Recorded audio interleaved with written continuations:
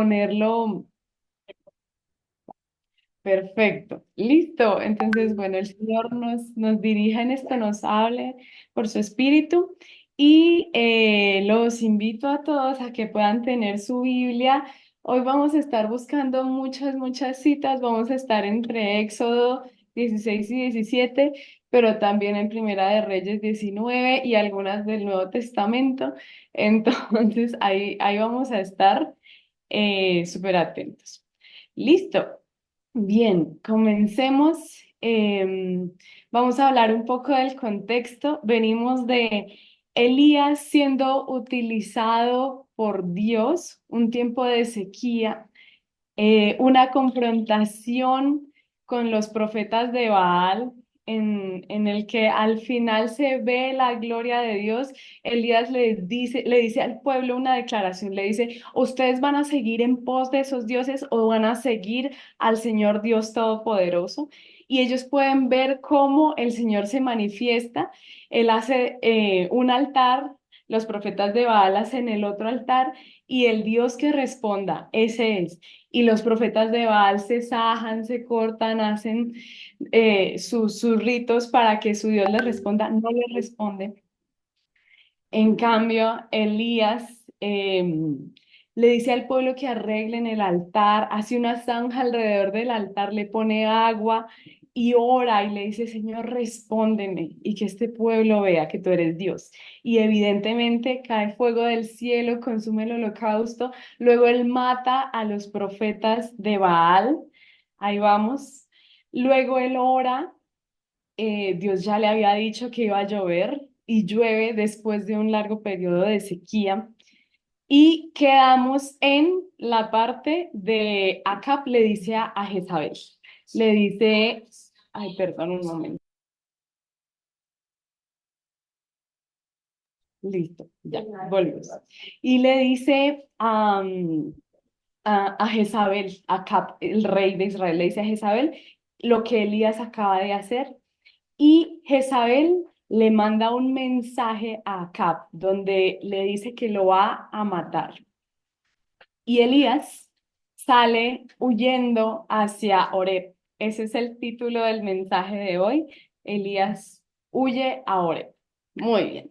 Con este contexto, entonces vamos a pasar, por favor, a la siguiente diapositiva y vamos a ver esta preciosa provisión de Dios. Tenga su Biblia ahí abierta en Primera de Reyes 19, donde él le dice a Dios, Dios, yo me quiero morir.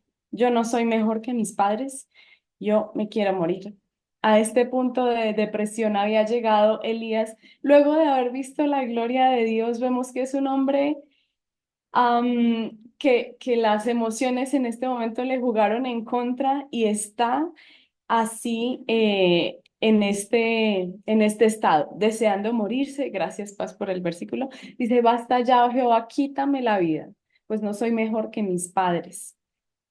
Y vemos acto seguido de eso, como el Señor envía un ángel y por medio de ese ángel le da comida y le dice dos veces, levántate y come, porque él estaba ahí bajo el enebro.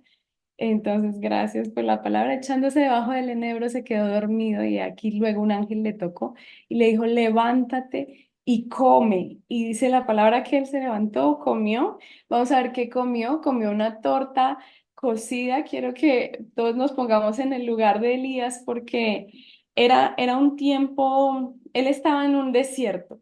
Difícil conseguir comida en ese momento y un ángel lo despierta y le dice, levántate y come, y cerca de él una torta cocida y una vasija de agua. Y cuando estudiaba este pedacito, podía hacer el paralelo de esta escena que estamos viendo en la Biblia con otras dos similares, donde el Señor alimenta a ciertas personas. Pero vemos que esta torta no fue preparada por manos humanas, sino fue una comida del Señor para Elías. Y vemos en ello cómo Él está pendiente, cómo Él suple la necesidad no solo de comida física, porque vemos a un Elías que está triste, deseando morirse, y como el Señor de manera tan maternal, si le podemos llamar, envía un ángel a que lo despierte y le dé comida. Entonces, durante este estudio quería hacer el paralelo con ustedes de lo que sucedió en Éxodo 16. Si alguno puede, por favor, buscar Éxodo 16, ya les digo qué versículo, 18. Y otra persona que pueda buscar, bueno, no, este no lo vamos a leer, pero yo se los cuento. En Éxodo 16, todo el capítulo 16 habla de cómo el Señor proveyó maná en medio del desierto, cómo Él a un pueblo que estaba en una situación de queja, de nos hubiéramos quedado en Egipto, hacía poquito habían salido de Egipto y tenían hambre y no tenían que comer, como el Señor de forma sobrenatural hace llover maná del cielo. Es un pan muy especial para su pueblo. Entonces, si alguien me puede, por favor, ayudar con el versículo que está en pantalla. Se Amén. los... Dice, y lo medían por Gomer y no sobró al que había recogido mucho, ni faltó al que había recogido poco. Cada uno recogió conforme a lo que había de comer. Perfecto. Y vemos cómo Dios se ocupa de nuestras necesidades en una parte del Evangelio. El Señor habla del afán y la ansiedad y dice, no se preocupen por qué han de comer, qué han de beber, porque Dios, que es su Padre, sabe de sus necesidades, no solo físicas, como hablábamos, sí, necesitamos comer, pero también necesitamos consuelo, necesitamos un propósito cuando nos desenfocamos y decimos, me quiero morir, mi vida no tiene sentido, o como este pueblo de Israel que acababa de salir de Egipto, de un lugar de esclavitud, que acababa de ver milagros como Dios los sacó con 10 plagas y estaban en este punto de desenfoque diciendo, pero ¿por qué estamos acá? Mejor nos hubiéramos quedado. Y aún con eso, el Señor les provee lo que ellos necesitan y ese semana. Y vamos a ver este último caso de Dios proveyendo para necesidades muy específicas. Y es el caso de los discípulos. Luego de que el Señor muere, recordemos que Pedro lo negó. No lo negó una ni dos, sino tres veces negó al Señor. Y él, en este pasaje de Juan 21, junto con otros discípulos, habían decidido volver a pescar. Hilando un poquito con el tema que La Paz nos compartía hoy de el estancamiento y el retroceso, vemos en este escenario cómo él había perdido el objetivo, él se había devuelto a su vida antigua, que era la de pescador, y él estaba ahí con sus amigos, discípulos, pescando, cuando se le aparece el Señor y ellos pues no han pescado nada en toda la noche, le dice, echa la red y ahí salen muchos peces, dice en este pasaje la cantidad exacta de peces que pescan en esta ocasión. Y vemos ya hacia los versículos 10 al 14 que luego el Señor les prepara, Él les prepara comida, se sienta y les hace pescado, dicen unas brasas con pan. Y luego tiene una conversación muy especial con Pedro, donde restaura ese propósito, donde como tres veces él lo negó, le da la oportunidad tres veces de decirle, Pedro, ¿tú me amas? Entonces, así vemos cómo el Señor provee de tantas maneras para nuestras necesidades cuando nos desenfocamos, cuando perdemos el norte. Él nos llama y nos dice, vuelve, vuelve, de esta manera como lo hizo con Elías a través de enviar este ángel y enviarle una torta cocida con una vasija de agua. Entonces, tengámoslo y vamos meditando en nuestro corazón de que el Señor nos ha provisto, así de esas necesidades profundas, personales, o si no tiene algo en mente, también pueda decirle, Señor, que necesito, dice la palabra, no, ninguno esté afanoso, sino sean conocidas sus peticiones delante del Señor, con acción de gracias, con ruego y con súplica. Entonces vamos a tener esto en mente para el ejercicio que vamos a hacer mucho más adelante. Digamos. Luego vamos a ver otro tema en la próxima diapositiva y es una pregunta que el Señor le hace a Elías.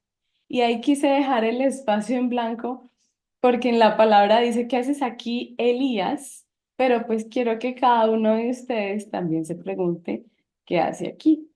Entonces pueda poner su nombre y responder esa pregunta porque el Señor le formula esta pregunta a Elías, le dice, ¿qué haces aquí?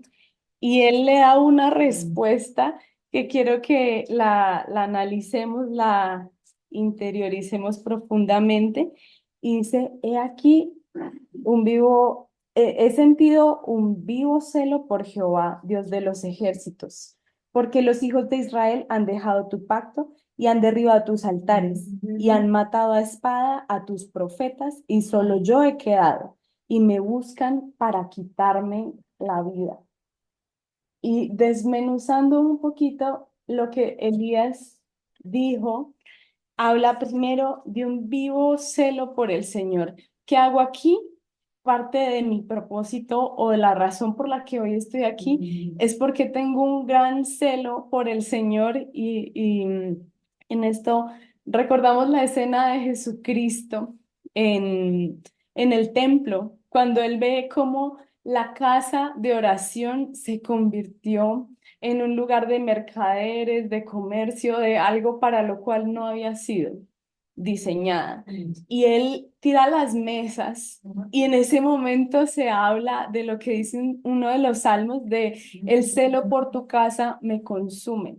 Bien, este celo por Dios era el que tenía Elías y era uno de los componentes de su respuesta. De Elías, ¿qué haces aquí? Bueno, uno, celo, vivo celo por Dios. Dos, luego habla de la idolatría del pueblo. Dice, porque los hijos de Israel han dejado tu pacto, han derribado tus altares y han matado a espada a tus profetas. Entonces vemos cómo él no toma esta posición que ahorita pulula tanto en esta filosofía actual de pues cada uno hace lo que quiere, ¿no? Yo no me meto contigo, tú no te metes conmigo y vamos bien, sino yo sé que Dios es el único vivo, verdadero, no hay otro como Él.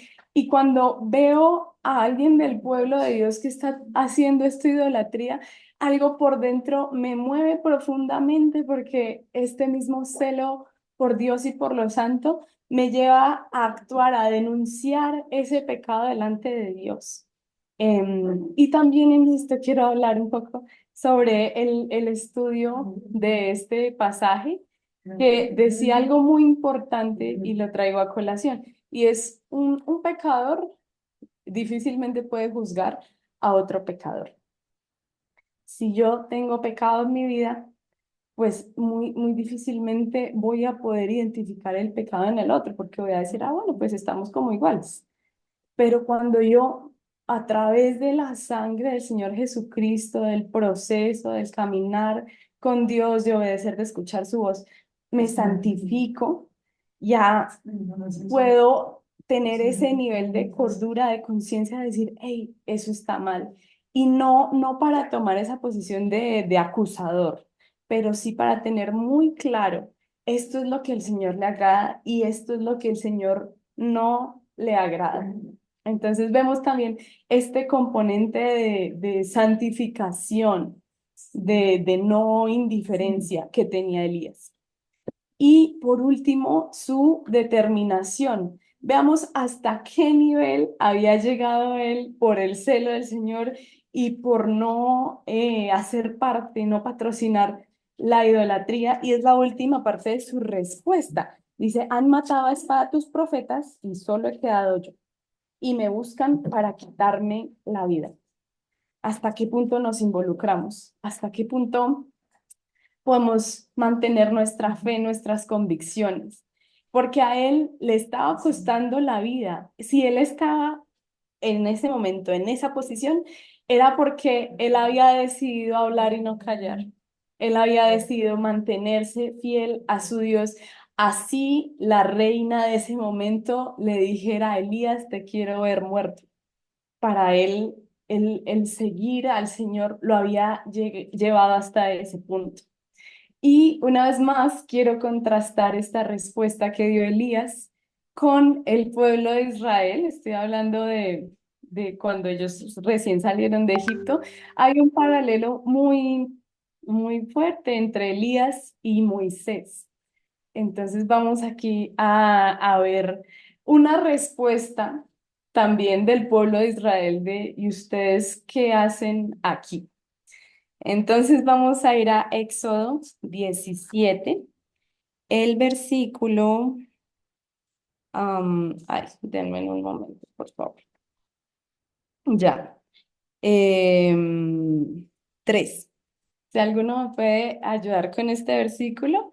Y mientras lo buscan, doy contexto de qué estaba pasando y es que el pueblo ahora tuvo sed y por esa sed murmuraron contra, contra Dios y contra Moisés. Entonces, en esta conversación entre Moisés y el pueblo es que aparece este versículo. También si alguno me puede ayudar a leerlo, se los agradezco. Amén. Dice, así que el pueblo tuvo allí sed y murmuró contra Moisés y dijo, ¿por qué nos hiciste subir de Egipto para matarnos de sed a nosotros, a nuestros hijos y a nuestros ganados? Perfecto, perfecto, muchas gracias.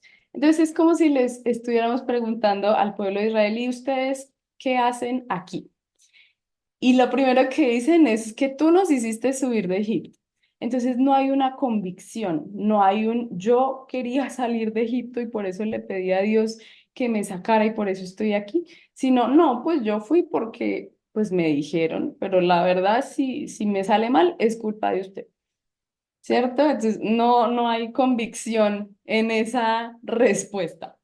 Luego, hay murmuración en la medida en que cuando tenemos una necesidad, tenemos estas dos vías. Podemos ir, ser vulnerables delante del Señor y decirle, tengo esta necesidad, tú me podrías, por favor, proveer. O podemos quejarnos y murmurar y decir, ay, pero tan terrible este desierto, ay, cómo nos hace pasar por acá, ay, no hay agua, ¿cierto? Esa fue la vía que ellos tomaron y la desesperanza. Al final de ese versículo dice, entonces, para matarnos de sed a nosotros y nuestros hijos y a nuestro ganado. Entonces, ya sumado al anterior, al no convicción y la murmuración, entonces vemos como si ustedes le preguntan al pueblo, ¿y ustedes qué hacen aquí? Ellos no tenían idea de qué hacen aquí. Para ellos, pues mejor devolvámonos, ¿no? Entonces, quería con esto simplemente contrastar porque si bien ambas personajes estaban pasando por momentos complicados, Elías con depresión, con no querer seguir, con preferir morirse, y el pueblo con necesidad en el desierto, pues hay estas dos vías de qué manera estoy respondiendo a mi propósito con lo que tengo. Listo, bien. Vamos a seguir con la próxima diapositiva, por favor. Muchas gracias. Y resulta que Elías sube al monte y en ese monte de Oreb tiene un encuentro con el Señor que, como les decía en la diapositiva anterior, veo tanta similitud entre Elías y Moisés, en que tuvieron ese encuentro con Dios, con el carácter de Dios. Y para el caso de Elías, luego de que él da esa respuesta de por qué estás aquí, qué estás haciendo acá, Elías, y él responde lo que ya vimos, luego el Señor le dice, em, perdón, que, que suba al monte, ¿verdad? Y ahí le muestra ciertas manifestaciones, por si lo podemos llamar de esa manera, y es que dice, primero pasa un viento, pero en el viento no estaba el Señor. Luego pasa un terremoto, y en el terremoto no estaba el Señor. Luego pasa un fuego, en el fuego no estaba el Señor. Pero por último pasa un silbo apacible. Y vemos cómo Dios, en medio de su depresión, de su dificultad, se muestra a él y le dice, así, así soy yo, Elías. Él había conocido una parte del Señor, había conocido cómo es ese Dios que manda fuego del cielo y consume el holocausto, cómo hace llover, cómo hace detener la lluvia. Pero en este momento el Señor se está revelando a Moisés, perdón, a Elías de otra manera, a través de un silbo apacible. Y Dios es tan grande para nuestra mente finita y pequeña que se deja conocer y entre más podamos caminar con Él, siempre podemos conocer una faceta nueva, algo diferente de Dios. Y traigo aquí también este versículo que el Señor mismo habla de él, y es cuando el Señor tiene un encuentro con Moisés. Y el Señor habla en tercera persona de sí mismo, o sea, estas palabras que vamos a leer. Bueno, si alguien me ayuda a leerlas, por favor.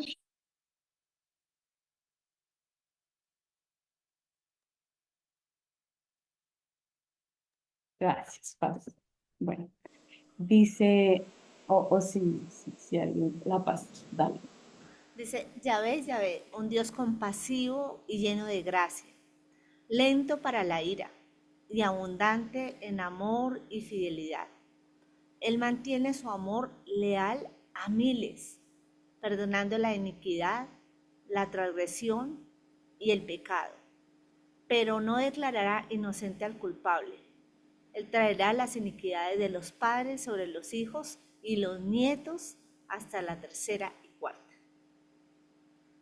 Muy bien, muchas gracias, Paz.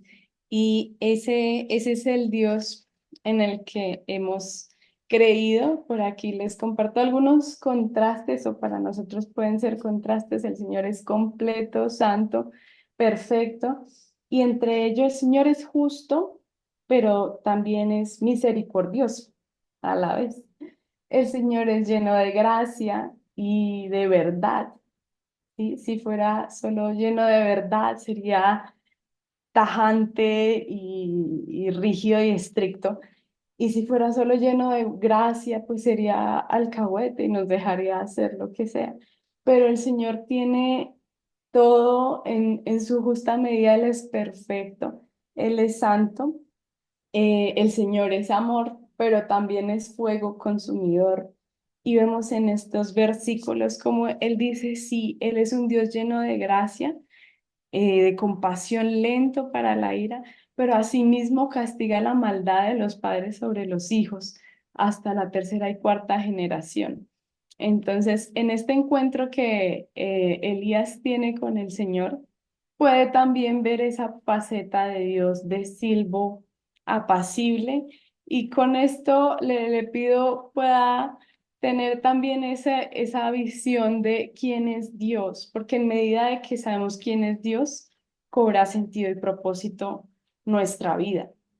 Entonces, vemos aquí unos apartados más de cuando estás en dificultad, en depresión, en angustia, fija tus ojos en el Señor. Esto fue lo que, como la respuesta del Señor a Elías. Sí, bueno, después de que lo escuchó y le dijo, tengo esta dificultad y me están buscando para matarme, es que Dios lo pone en este escenario y se revela a él. Y básicamente esto es lo que él hace también con Job. en su dificultad, en su enfermedad, en todo lo que él vivió cuando él le pregunta al Señor.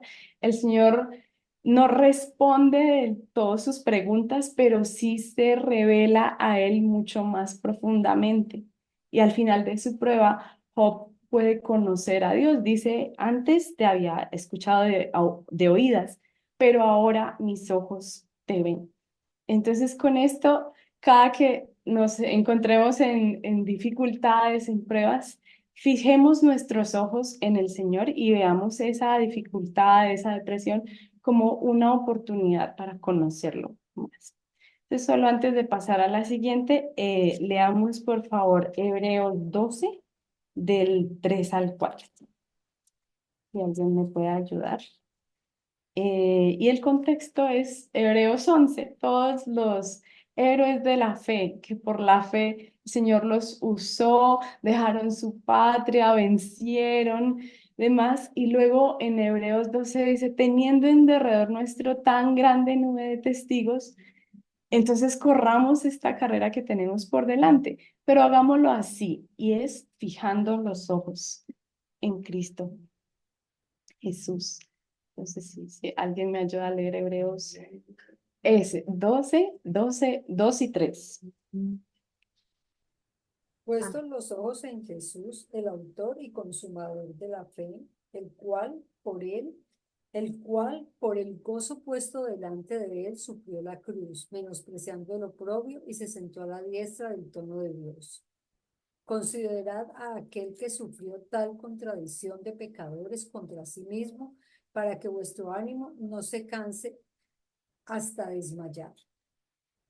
Muchas gracias, Sophie. Sí, sí, así hagamos. Consideremos a Cristo que sufrió tal contradicción de pecadores, que fue tentado en todo, que nos puede entender en la situación que estemos y con los ojos puestos en Él, corramos la carrera que tenemos por delante. Bien, listo. Ya vamos terminando. Vamos a nuestra última diapositiva. Y es entonces, una vez más, el Señor le pregunta a Elías, ¿qué haces aquí, Elías? Y él le vuelve a dar exactamente la misma respuesta. Sentí un vivo celo por el Señor, porque el pueblo se desvió y mataron a tus profetas y ahora me buscan para matarme.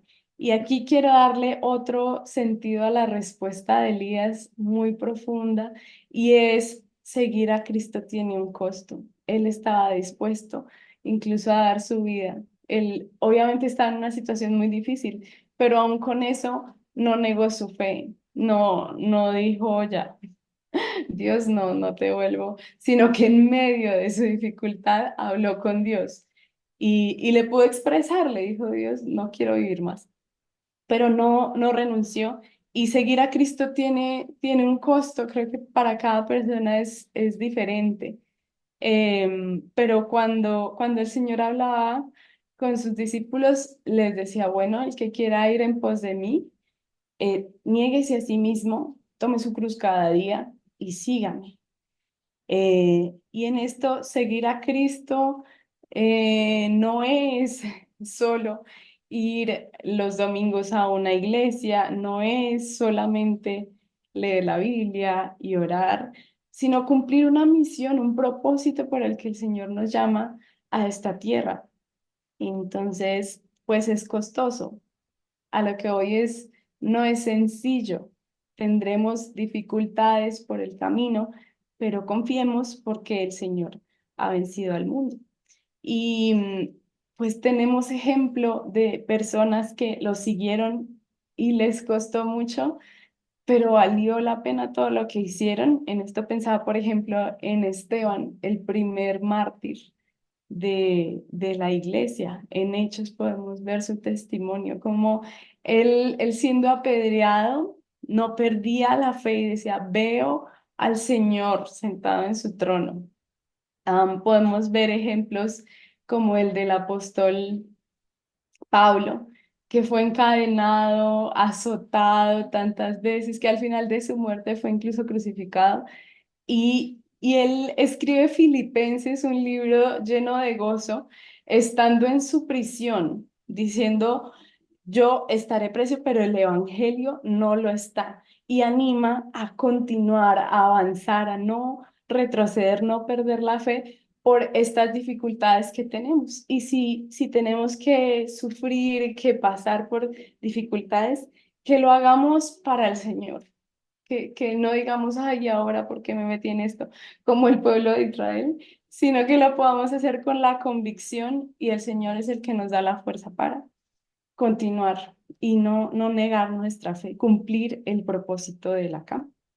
Entonces, si alguien me puede, por favor, ayudar con segunda de Timoteo 1:8. Gracias, Paz. Amén.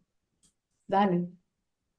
Por tanto, no te avergüences de dar testimonio de nuestro Señor, ni de mí, preso suyo, sino participa de las aflicciones por el Evangelio según el poder de Dios. Gracias, Sarita Torres, Dios te bendiga. Sí, entonces tengamos esto en mente para no pensar, ay, el evangelio será solo carro, casa y beca. No, tendremos dificultades para que lo sepamos, pero también para que en ello nos fortalezcamos en Dios y continuemos. Bien, eso primero. Segundo, Dios sigue estando al control. Después de que Elías le vuelve a responder a su pregunta de ¿qué haces aquí, Elías? Entonces Dios le da una instrucción muy clara y le dice, quiero que me unjas a esta persona como rey de Siria, a esta otra persona como rey de Israel y a Eliseo como tu sucesor, el siguiente profeta. Entonces vemos cómo a pesar de que el gobierno de Israel estaba siendo corrupto, idólatra, el mismo pueblo de Dios estaba haciendo concesiones con otros dioses y estaban desviando al pueblo completamente, el Señor tiene un propósito, Él juzga, Él, si bien veamos es amor y es misericordia, también es justicia y a través de esta instrucción que le estaba dando a Elías, decía ahí en el siguiente versículo, en el de Primera de Reyes 19:17, que estas personas a las que él estaba pidiéndole a Elías que ungiera, iban a matar a espada, ¿verdad? A un grupo muy específico. Ya les cuento en el siguiente punto. Gracias. Y dice, y el que escapare de la espada de Hazael, Jehú lo matará. Y el que escapare de la espada de Jehú, Eliseo lo matará. Y era la manera en la que el Señor iba a hacer justicia por lo que estaba sucediendo en el pueblo de Israel. Bueno, pero todavía no nos adelantemos. Vamos a la parte de el Señor está al control, el Señor está sentado en su trono. Y esa es la esperanza que tenemos. Podemos ver quizá alrededor nuestro hay un rey que no teme al Señor. Puede que hayan personas que se dicen ser de Dios y cogen un camino que no es y no testifican de Dios, sino por el contrario, hacen que los demás blasfemen el nombre de Dios. Sí, eso pasa, pero no olvidemos que Dios sigue estando sentado en su trono, Dios sigue siendo el juez y que a su tiempo, no al nuestro, dará la recompensa, dará el merecido a cada uno. Bien, y les voy a pedir entonces que podamos leer el Salmo 37, 1 al 2. Gracias, Pastor, está aquí, pero on fire con los versículos. Entonces, si alguien también puede leerlo. Amén. Dice Salmo de David. No te impacientes a causa de los malignos, ni tengas envidia de los que hacen iniquidad. Porque como hierba serán pronto cortados y como la hierba verde se secará. Amén. Sí, y es el Señor el que hace justicia. Entonces podemos tener nuestra confianza puesta en Él. Y el siguiente paso es, pues tú haces parte de esto, porque ahí el Señor le está contando cuál es su plan, ¿sí? ¿Quién va a ser el rey de Siria? ¿Quién va a ser el rey de Israel? ¿Quién va a ser el sucesor de Elías? Pero le pide a Elías que sea él el que vaya y los unja. Tú haces parte. Porque entonces tampoco se trata de decir, ah, bueno, como el Señor está al control, yo me quedo aquí y no hago nada porque pues él en su momento juzgará, sino tú y yo hacemos parte de ese plan. Ve, levántate, úngelo. Y aquí hablo un poco de ministerios. A cada uno el Señor le ha dado un llamado especial, un don, una habilidad, una visión al respecto. Entonces, hey, usemos lo que el Señor nos ha dado, vayamos a cumplir su propósito. Si es en evangelismo, salimos y le decimos a las personas, mira, Cristo te ama, arrepiéntete de tus pecados. Si es en enseñar, estudiamos la palabra y la guardamos en el corazón y la hablamos. Si es en ser apóstol, vamos con el poder de Dios a traer el reino a la tierra, esa cultura celestial. Si es el ser profeta, nos llenamos del valor del Señor y hablamos lo que Él nos diga a la persona que Él nos diga. Se me escapa uno. Pastor, si es pastor, nos llenamos del Señor para pastorear, de paciencia, porque ay, yo creo que ese ministerio requiere de tanto paciencia, em, y poder de Dios y autoridad. Señor, bendiga a nuestros pastores, pero tú y yo hacemos parte de ese llamado del Señor, de ese propósito. Entonces, así como el Señor le dijo a Elías, levántate, ve y úngelos en su labor de profeta, escuchemos muy bien lo que el Señor quiere que cada uno de nosotros hagamos en el rol que nos ha delegado dentro del cuerpo de Cristo. Y por último, hablamos de no estás solo, no estás sola. Porque él le decía, Señor, mataron a todos tus profetas y solo que yo. Y él en ese último versículo que estábamos viendo ahora sí, el de Primera de Reyes 19-18, dice que él se reservó otros profetas que no habían doblado sus rodillas ante Baal. Dice, y yo haré que queden en Israel 7,000 cuyas rodillas no se doblaron ante Baal y cuyas bocas no lo besaron. Y con esto no estamos solos, no estamos solos. El cumplir el propósito de Dios aquí en la tierra involucra también una comunidad, un cuerpo de Cristo, miembros los unos de los otros, ¿verdad? Porque les voy a contar un dato curioso, yo no lo sabía y hoy leyendo vi, y es en el punto anterior, el Señor le dice, ve y unge a Hazael como rey de Siria, a Jehú como rey de Israel y a Eliseo como el sucesor, para que sea profeta en tu lugar. Pero más adelante, spoiler del libro, vemos que Elías llama a Eliseo y lo forma y pasa un tiempo con él y Eliseo toma el manto de Elías y es su sucesor. Pero vamos a ver que quien unge a Jezael para que sea rey de Siria no es Elías. Puntos suspensivos.